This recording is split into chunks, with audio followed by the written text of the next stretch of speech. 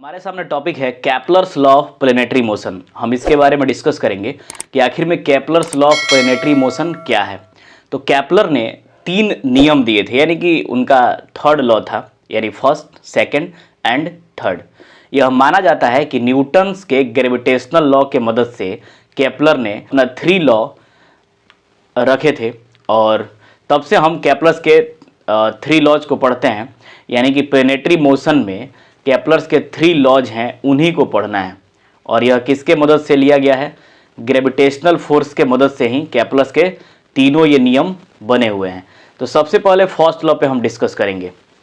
पहला लॉ है first law, जितने भी प्लेनेट होते हैं, यानी कि all planet moves on elliptical orbit around the sun and sun on its focus. इसका नोट्स आपको डिस्क्रिप्शन में मिलेगा, वहाँ पे आप देख लीजिएगा। मैं इसको समझाता हूँ कि जितने भी प्लेनेट, यानी कि कोई भी प्लेनेट हो, वह सन के चारों ओर घूमता है इलिप्टिकल ऑर्बिट पे। ये जो आप ऑर्बिट देख रहे हैं वह क्या है? इलिप्टिकल है। जितने भी प्लेनेट हैं सभी इलिप्टिकल ऑर्बिट पे सन के चारों तरफ घूमेंगे और सन कहाँ होगा? उसके फोकस में होगा। अगर प्लेनेट मूव कर रहा है तो सन या तो F1 फोकस पे होगा या तो F2 पे होगा, और plural form of focus foci कहलाएगा। फोकी, यानी कि all planet moves around a sun and sun on its focus. और जिस रास्ते पे घूमेंगे वह कौन सा ऑर्बिट होगा? Elliptical orbit. इसको याद रखना है, बस ये बहुत सिंपल है। जो सभी प्लेनेट हैं एक इलिप्टिकल ऑर्बिट पे मूव करते हैं और सन उसके फोकस में होता है। इलिप्टिकल मतलब दीर्घवृत्ताकार, जैसे अंडाकार मार्ग हो, उस पे सभी प्लेनेट घूमते हैं और सन कहाँ होता है? उसके फोकस में, या तो F1 पे होगा या तो F2 पे होगा, और plural form of focus foci कहलाएगा। ये फर्स्ट लॉ है, ये काफ़ी आसान है। सेकेंड लॉ क्या कहता है?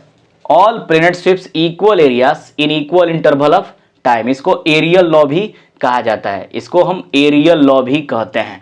जैसे अगर हम लिखें area AOB equal to area POQ, दोनों का एरिया आपस में इक्वल है, तो इन इक्वल टाइम इंटरवल, यानी जितने भी प्लेनेट हैं equal distance equal time interval में कवर करेंगे। उसको डिस्टेंस ना कह के हम एरिया कहेंगे तो बेहतर होगा। जैसे ये प्लेनेट का पोजीशन अगर Q है, P तक जाता है, तो मान लिया जाए कि यह 10,000 मीटर स्क्वायर एरिया कवर किया। फिर यहाँ A से B तक आता है तो यहाँ भी 10,000 मीटर स्क्वायर एरिया कवर किया, तो टाइम क्या लगेगा? हमेशा इक्वल लगेगा। यहाँ पे अगर मान लिया जाए कि लगा है उसको 10 सेकेंड, सपोज करना है, तो यहाँ भी उसको कितना लगेगा? 10 सेकेंड लगेगा। यानी कि equal areas in equal interval of time में कवर करता है। यानी all planet sweeps equal areas in equal interval of time. जितने भी प्लेनेट हैं सब equal area in equal interval of time में कवर करते हैं। इसमें एक कंडीशन है, याद रखना है कि अगर प्लेनेट दूर है तो स्लो मोशन करेगा। अगर प्लेनेट नज़दीक है तो यहाँ पे अगर रहे तो मोशन उसका क्या होगा? फास्ट मोशन होगा। यानी कि हम सीधे अर्थ में कह सकते हैं कि यह नॉन यूनिफॉर्म मोशन करता है। प्लेनेट का जो मोशन है नॉन यूनिफॉर्म है, नॉन यूनिफॉर्म मोशन है, और तभी भी यह एरिया को इक्वल कवर कर लेता है। इसका वजह है कि जैसे ही वह नज़दीक आता है तो फास्ट चलता है और दूर रहता है तो स्लो चलता है। यानी कि नज़दीक रहेगा तो ग्रेविटेशनल फोर्स के चलते प्लेनेट तेज रफ्तार में मूव करेगा, यानी उसका स्पीड ज़्यादा होगा। जब प्लेनेट दूर जाता है तो उसका स्पीड क्या हो जाता है? स्लो हो जाता है। यानी नॉन यूनिफॉर्म मोशन में होते हुए भी equal areas in equal interval of time में कवर करता है। क्योंकि यहाँ चलेगा फास्ट तो यह मेंटेन कर लेता है अपना टाइम, और यहाँ स्लो चलेगा, इससे वह टाइम को मैनेज कर लेता है। जैसे मान लीजिए आप मार्केट गए, आप पहुँचे 10 मिनट में, अगर आपको ज़रूरी है तो आप तेज़ चलेंगे तो आप उसी डिस्टेंस को, यानी कि मान लिया जाए कि आप 1 किलोमीटर गए हैं, 10 मिनट में पहुंचे हैं, फिर उधर से रिटर्न होंगे 1 किलोमीटर, तो आपको आने में फिर 10 मिनट लगना चाहिए। लेकिन आपको ज़रूरी है तो आप थोड़ा तेज़ चल के उसको मैनेज करते हैं, मेंटेन करते हैं। सेम उसी प्रकार से प्लेनेट भी क्या करता है? जब नज़दीक आता है तो फास्टेस्ट मूव करता है और जब दूर जाता है तो स्लोवेस्ट मूव करता है। नॉन यूनिफॉर्म मोशन में होते हुए भी एरिया को इक्वल रखता है और साथ में टाइम इंटरवल भी उसका क्या लगता है, इक्वल लगता है। अगर हम थर्ड लॉ की बात करें तो थर्ड लॉ कहता है कि प्लेनेट से, जो प्लेनेट है और जो सन है, इसके बीच का डिस्टेंस को अगर हम r मान लें और जब ये घूम रहा है तो कुछ ना कुछ समय लगेगा। प्लेनेट जब चारों तरफ, सन के चारों तरफ घूमेगा तो कुछ समय लगेगा, यानी उसको t मान लें।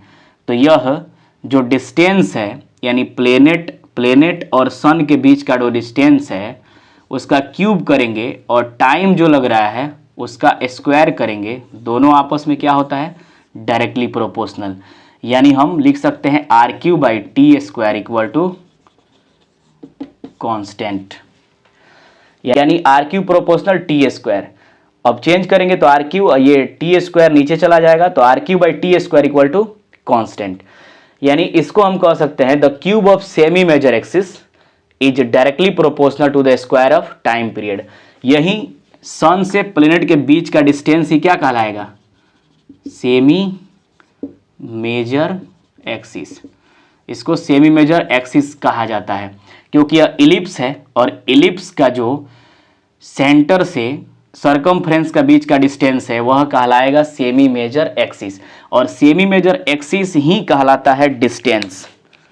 Semi major axis, semi major axis ही कहलाएगा distance between sun and planet, और इसी को a या तो r से इंडिकेट करते हैं।